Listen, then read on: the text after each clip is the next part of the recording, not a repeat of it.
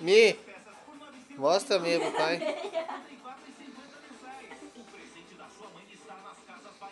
Tá comendo.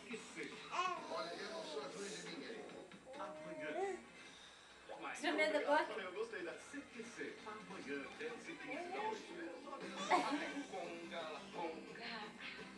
Conga, conga.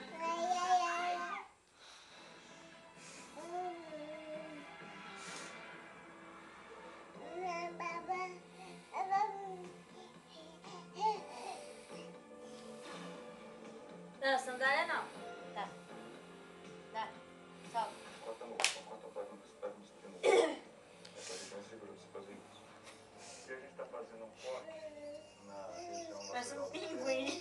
para poder abordar o calcânio, que é o osso fraturado, é o osso do calcanhar.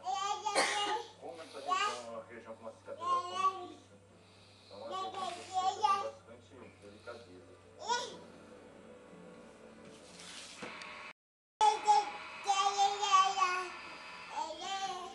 Um dedo gravado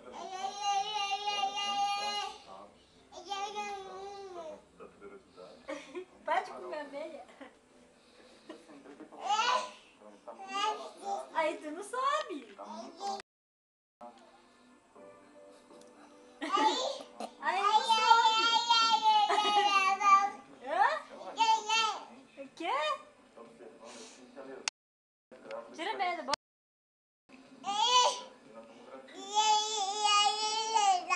Só consegue avaliar a verdadeira da lesão quando a gente abre para olhar mesmo.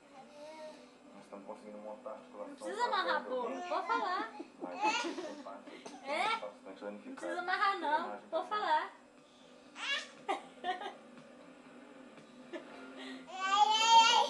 Hã? Quê? Essa placa é a que vai segurar o osso na posição que a gente colocou.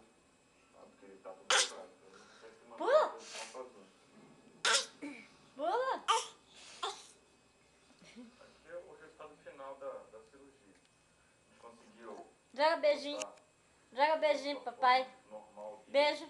Sim, ó. montar a Beijo. articulação Joga. mais próximo do normal possível. Beijo. A relação articular aqui está mantida. Joga.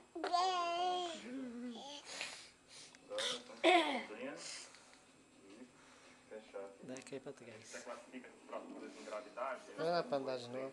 Não dá. A gente esperava que fosse uma do tipo 3, mas na hora que a gente abriu e viu a gravidade da fratura, viu que era do tipo 4. Que é a mais grave que tem. É tão Sabia que isso é uma cirurgia difícil, já pelos exames de imagem, pela tomografia, pela radiografia. E mesmo sendo mais grave, a gente conseguiu fazer o que a gente tinha planejado. Agora esperar ver como é que vai se